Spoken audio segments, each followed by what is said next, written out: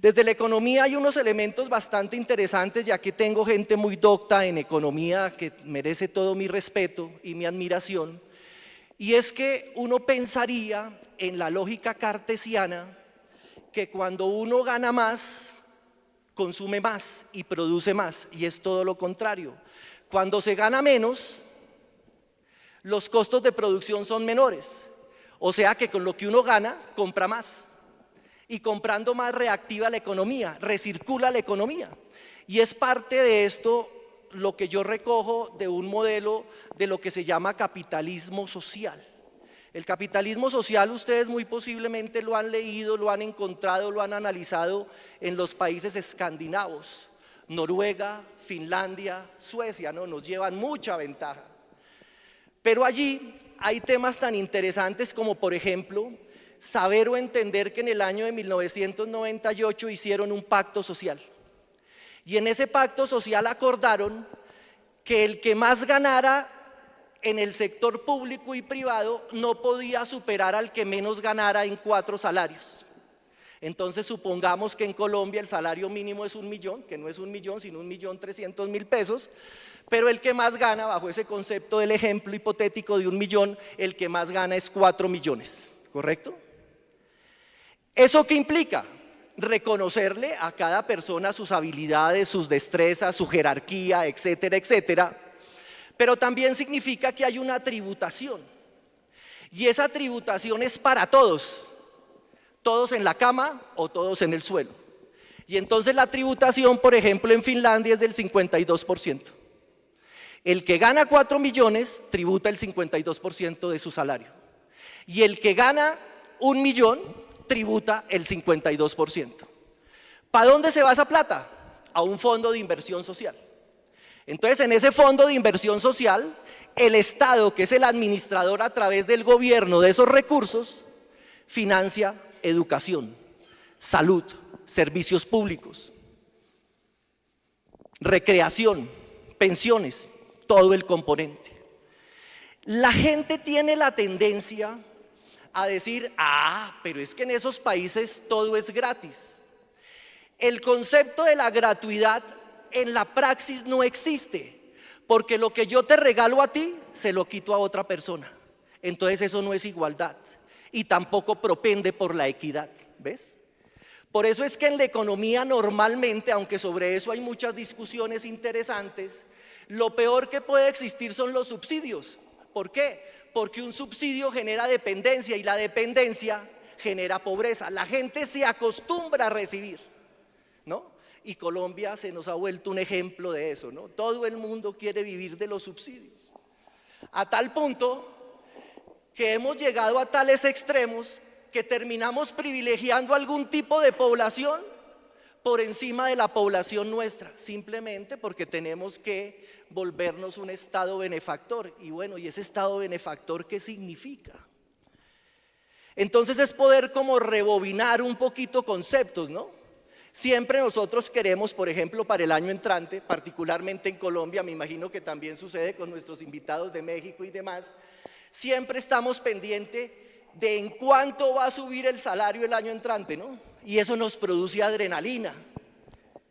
Y lo que no nos damos cuenta es que eso termina siendo una utopía, termina siendo un sofisma de distracción, porque lo que nos suben el año entrante, por indexación, por corrección monetaria y por devaluación, pero además por crecimiento, lo terminamos perdiendo. O sea que el año entrante vamos a ganar más, pero terminamos teniendo un poder adquisitivo menor. O sea, el año entrante somos más pobres que este año, ganando más. ¿Sí ven esa lógica que termina siendo en determinado momento perversa, pero que es real? Bueno, muy bien, pero yo no venía a hablar de eso, venía a hablar de otra cosa. Entonces, he denominado mi plática, porque es una plática en la cual ustedes pueden intervenir, porque de eso se trata, el conocimiento es para compartirlo, para interactuar, ¿no? Recuerden que uno siempre parte de algo que es muy importante. No hay verdades absolutas, las verdades son relativas. Lo que hoy es verdad, quizás mañana no lo es. Yo tenía un profesor brillante, bueno, tuve muchos profesores brillantes, pero tuve un profesor de física que era excesivamente exigente. Y el profesor me dijo a mí en determinado momento en mi formación como ingeniero que la velocidad de la luz era una constante y que era de 300.000 kilómetros por segundo. Y hoy leyendo a Stephen Hawking me encuentro que la velocidad de la luz no es una constante, es una variable y cambia con la distancia. Pero cuando empiezo a estudiar física cuántica, me dicen que el tiempo no existe. Y yo corriendo para llegar a la charla a las 11:30 y me dicen que el tiempo no existe. Que el tiempo es una cuestión adimensional que ha inventado el hombre para proponer espacios temporales. Y por eso es que el tiempo no lo puede uno medir por la edad de nacimiento, sino lo puede medir es por la mentalidad. Entonces hay gente que, recuerden ustedes, hace muchos años, a los 50 años, ya se archivaban, ¿no? Porque además tenían el concepto de que yo me pensionaba y no solamente me pensionaba mentalmente, sino físicamente, entonces me iba deteriorando.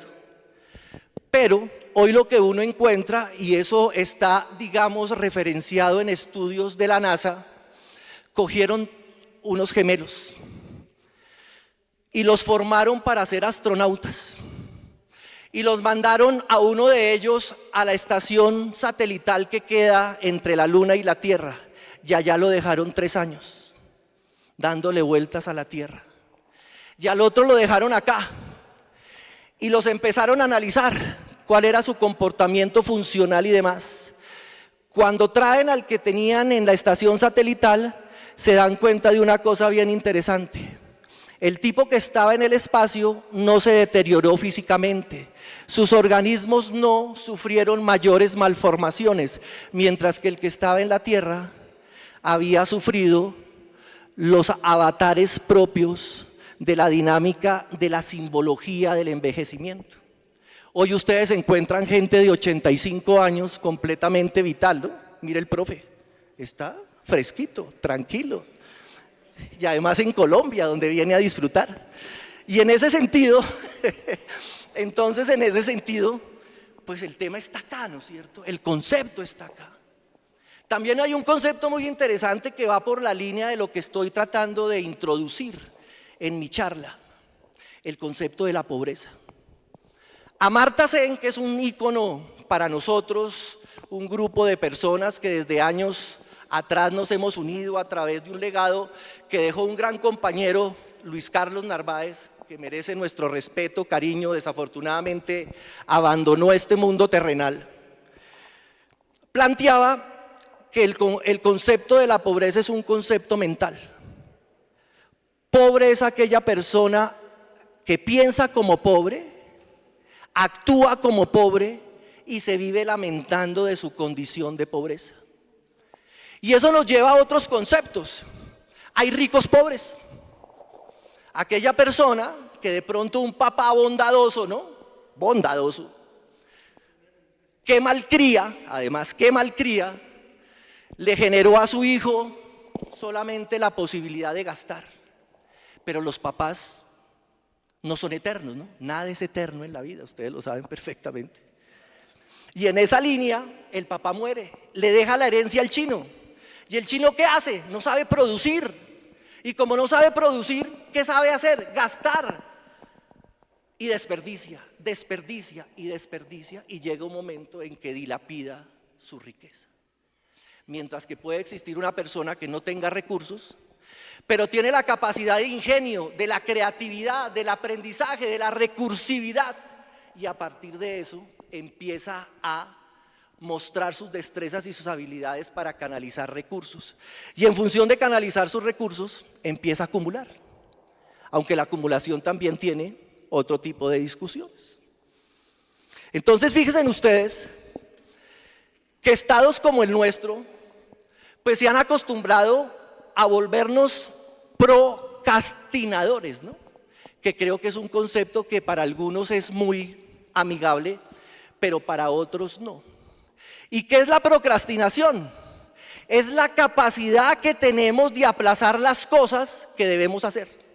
Y el colombiano es especial en eso. Yo me imagino que el mexicano también, ¿no es cierto?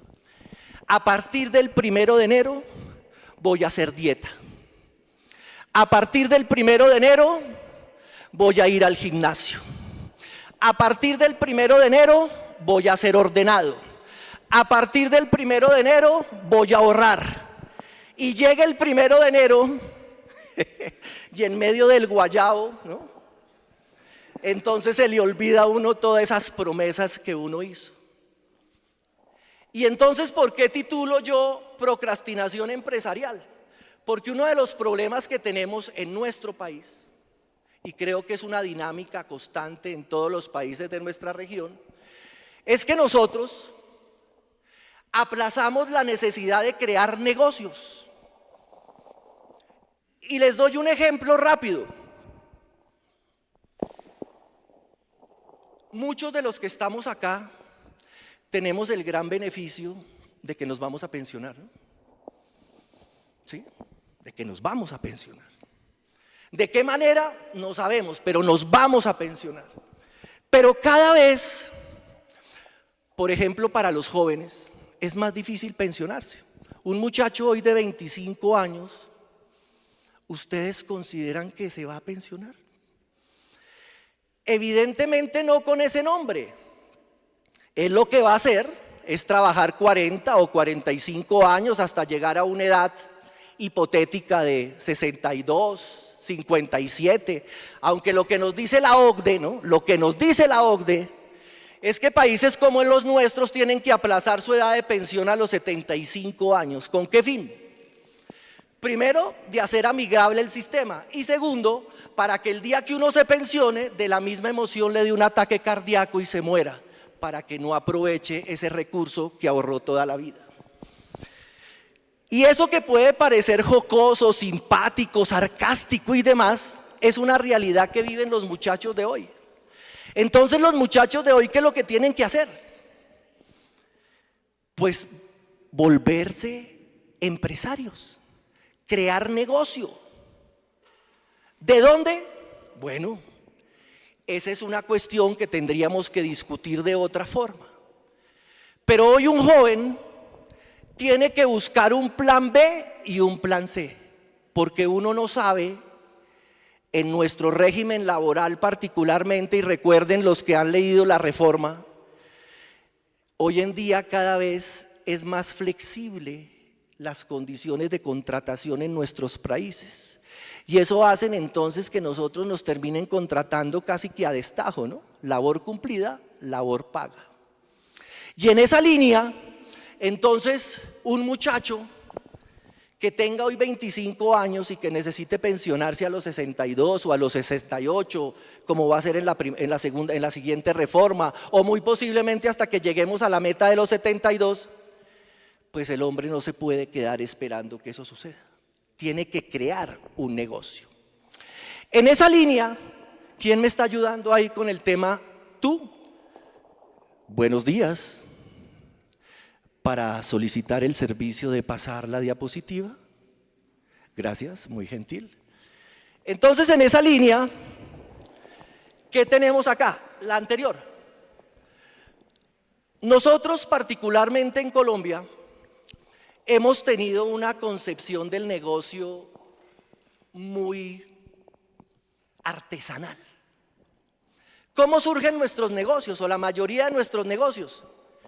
Me quedé sin trabajo, tengo un parqueadero o tengo un garaje en mi casa vacío y allá monto una tienda.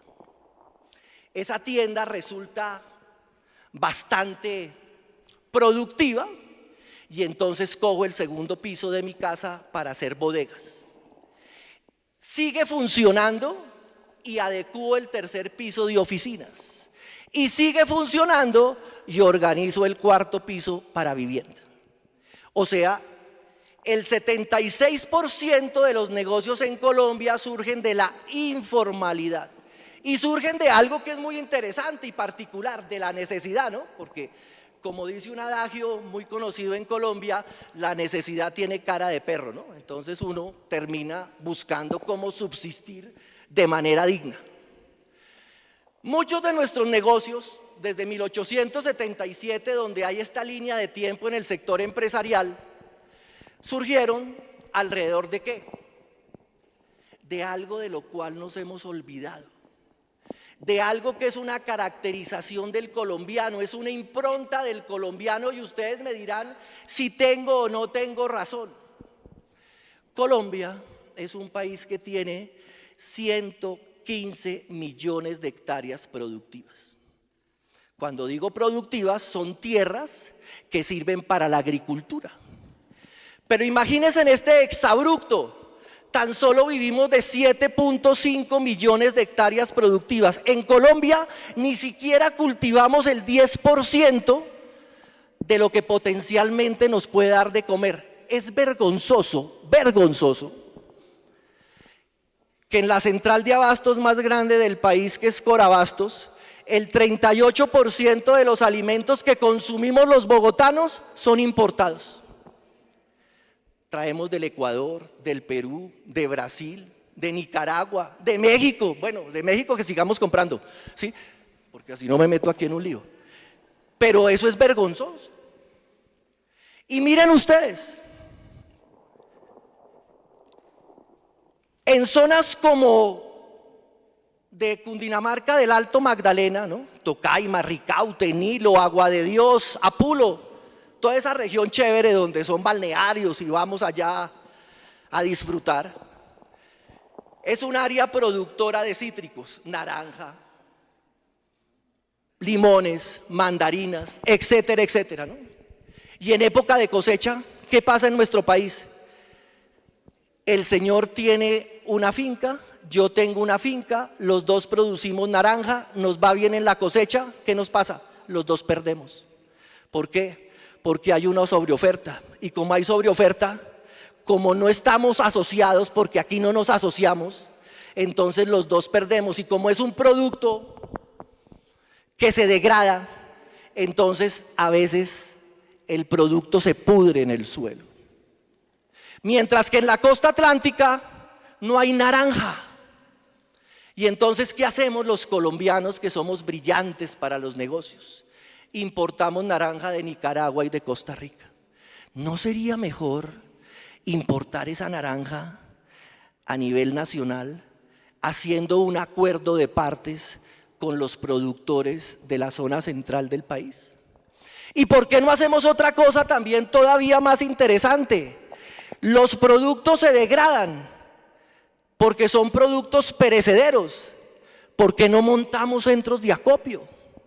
Ustedes, por ejemplo, sabían que una naranja en el árbol en promedio cuesta 20 pesos, 20 pesitos, que es nada. Pero esa naranja, quitada del árbol y llevarla a un proceso de transformación artesanal muy sencillo, que es sacarle jugo, sacarle colorantes, sacarle vitamina C, sacarle saborizantes, esa naranja puede llegar a costar 850 pesos. O sea, quintuplicamos el precio, pero no tenemos esa mentalidad. Nosotros tenemos un tratado de libre comercio con los Estados Unidos desde hace muchos años. Y en ese tratado de libre comercio tenemos un pacto que nunca hemos cumplido, que es exportar 5 toneladas mensuales de aromáticas. Hierbabuena, cilantrón, pronto alivio, todas estas planticas que anteriormente nuestras abuelas cultivaban en los jardines de las casas, cuando las casas tenían jardín, ¿no? Porque ahora pues no hay jardines. No hemos podido cumplir en los 10 años del Tratado de Libre Comercio con exportar 5 toneladas. ¿Por qué? Porque la gente lo produce en una matera o en una maceta en su casa y no lo produce de forma industrializada, no lo produce de manera tecnificada, y además porque hay que cumplir con unas normas fitosanitarias que eso tampoco lo puede hacer una persona de manera independiente. Y hay un mercado ahí latente. Y tenemos otro tema todavía más importante. Si quieres ve pasando gracias hombre, muy gentil. Su mercedes van leyendo que yo voy por otro lado y entonces eso nos va armonizando la charla. En esa línea, ¿qué pasa? En esa línea también tenemos otro inconveniente que es bastante interesante. Colombia es un país que tiene 1.264.345 kilómetros cuadrados. Eso es nuestro país. ¿Sabían ustedes? Bueno, nuestros hermanos mexicanos, pues lógicamente de pronto no. Pero ¿sabían ustedes que nosotros tenemos 45.000 kilómetros cuadrados en la Antártida? Que hacen parte del territorio nacional. De pronto no sabíamos, ¿no es cierto? Y no sabíamos porque ningún candidato a la presidencia se le ha ocurrido montar un programa de vivienda de interés social en la Antártida. Entonces por eso no conocemos. Pero primero les quiero decir que no lo podríamos hacer, porque la Antártida es una reserva ambiental mundial. Y allí solamente pueden hacer presencia los países que hagan investigación científica en mejora de las condiciones ambientales del planeta. Entonces por eso Colombia hace como unos 3 años compró un buque oceanográfico y estamos haciendo investigaciones allá para determinar los efectos del plancton en el Antártido, en la Antártica, como resultado del cambio climático. Entonces digamos que allí a futuro muy posiblemente vamos a tener una estación científica. Pero eso es un dato anecdótico, perfecto. Tenemos de ese 1.264.345 kilómetros cuadrados, tenemos un 48% del territorio nacional que es la Orinoamazonía. Que esa vaina pareciese que para el colombiano no existiera, eso pareciese que fuera, tan así es que en alguna época de nuestra existencia lo llamábamos territorios nacionales, como si los territorios nacionales no fueran toda Colombia. ¿Se acuerdan ustedes cuando existían las intendencias y cuando existían las comisarías? Perfecto, bueno, de esos 115 millones de hectáreas productivas, el 42% del suelo más fértil del país está en la Orinoquía. Y siempre nos vendieron la idea de que los suelos rojizos, porque son suelos con una alta concentración de hierro, no sirven para nada. ¿Quién dijo eso? Muy posiblemente los que planteaban eso o tenían intereses subterráneos o partían del concepto de la abuela que le dice a uno: mijito, si va por un vivero, tráigame de esa tierra negra que es fértil. Y claro, la abuela tiene razón, ¿no es cierto? Porque esa tierra negra, el color lo que significa o lo que genera es una significancia de que hay humus. Pero la fertilidad es relativa es para qué lo necesito. Y entonces las verduras y las hortalizas necesitan alta concentración de hierro. Luego entonces los suelos de la Orinoquía son más fértiles para producir verduras y hortalizas que los mismos suelos de la sabana de Bogotá. Entonces mire cómo cambia la conceptualización.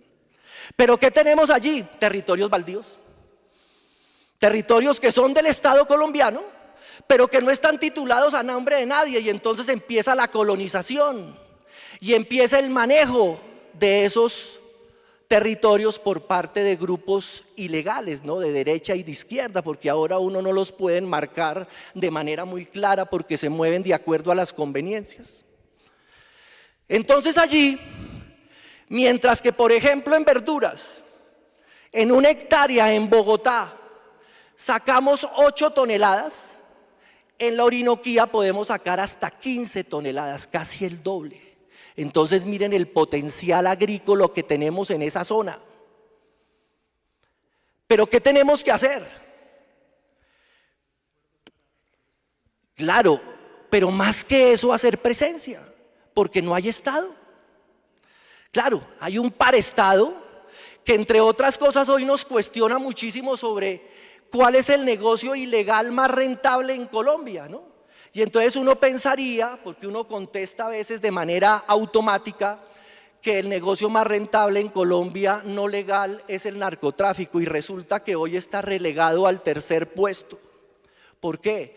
Porque el negocio ilegal más rentable en nuestro país hoy es la minería ilegal. Minería ilegal. El segundo negocio es la comercialización de flora y fauna. Y el tercero, tristemente, el narcotráfico. Bueno, para algunos. ¿Por qué? porque precisamente en todas esas fronteras permeables de Venezuela, Brasil, Ecuador, Perú,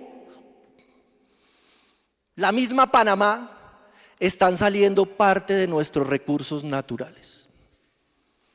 Con una anécdota particular, porque me dieron ya 3 minutos, que porque nos está esperando un almuerzo, creo que todos ustedes están invitados, por el evento es así, ¿no? Bueno. El coltán. ¿Conocen qué es el coltán, señores? Bueno, para los que no conozcan me voy a permitir hacer una explicación rápida. El coltán es un mineral que es utilizado en todos los equipos electrónicos. Es un inhibidor de señal y es un producto que se consigue o que es muy escaso en el mundo. El coltán que se produce en Colombia es el coltán de mejor calidad en el mundo.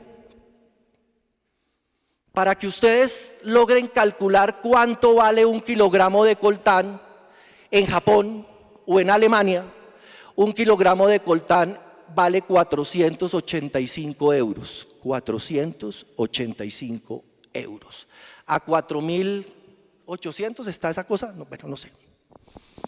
Entonces multipliquen y más o menos. ¿Cuánto le pagan los grupos paraestatales en esa región a los indígenas? Por 1 kilo de coltán, 10.000 pesos. O sea, ni siquiera, escasamente $2. Sí, señor. O sea, escasamente $2. Cuando nosotros calculamos cuánto coltán produce Colombia, nosotros tenemos una institución que es el Departamento Administrativo Nacional de Estadísticas, el DANE, y tiene una cosa que se llama cuentas nacionales, y ahí cuantificamos nuestros recursos naturales. Colombia, según el DANE, o según el gobierno nacional, exporta 0 gramos de coltán, ni siquiera 1 gramo de coltán, y sin embargo el coltán más apetecido del mundo, mejor comercializado, es el coltán colombiano. Pero también tenemos oro, platino, diamantes, esmeraldas. En la Orinoquía hay esmeraldas, contrario a lo que mucha gente dice, porque les interesa que nosotros vivamos en la nebulosa.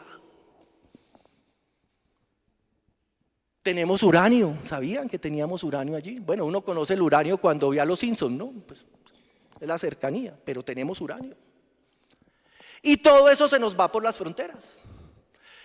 Árboles maderables, caobas, cipreses, árboles que en el mercado internacional valen cualquier cantidad de dinero.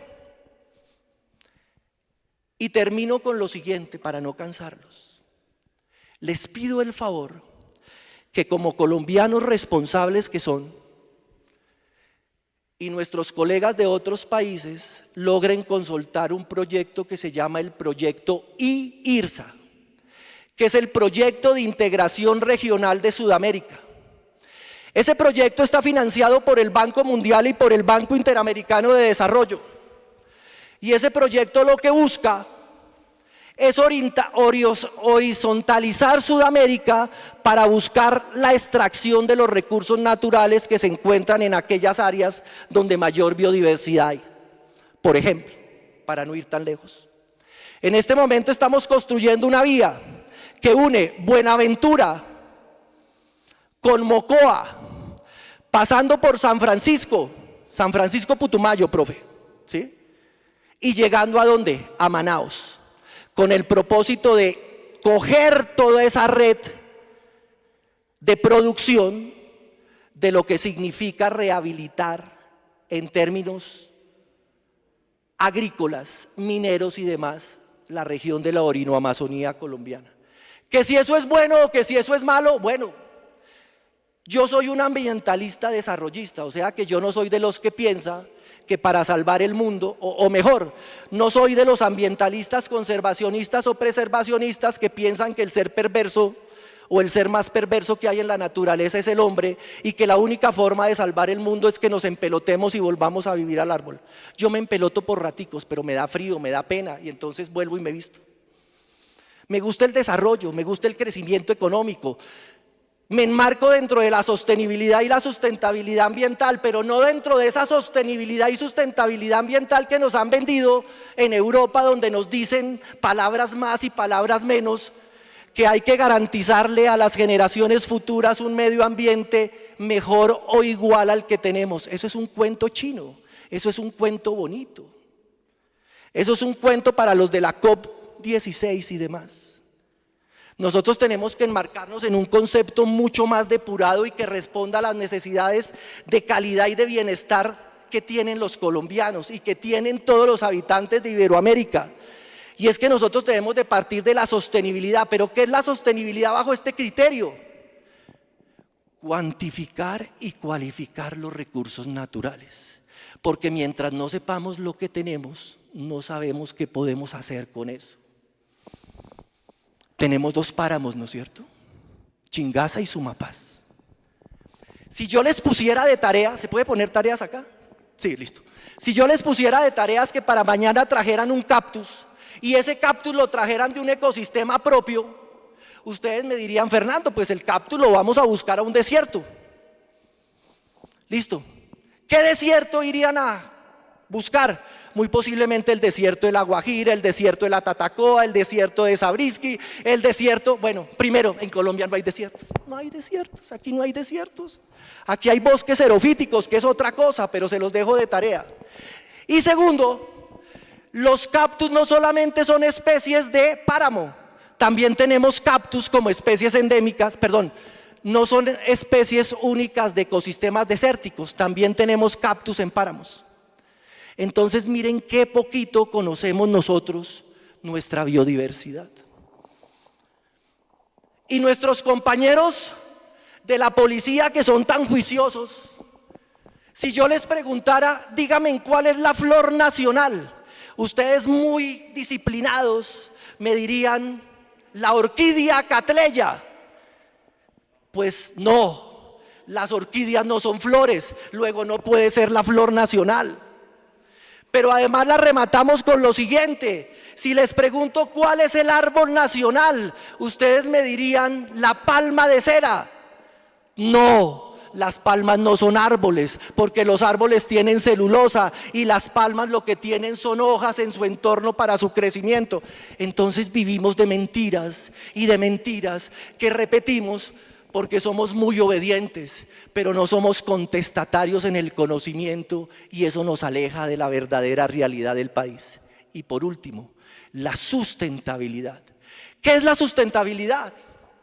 Es la administración de los recursos naturales, porque la naturaleza Dios nos las entregó, los que creemos en Dios, no para que nosotros la contempláramos, sino para que nosotros la interviniéramos. ¿En beneficio de quién?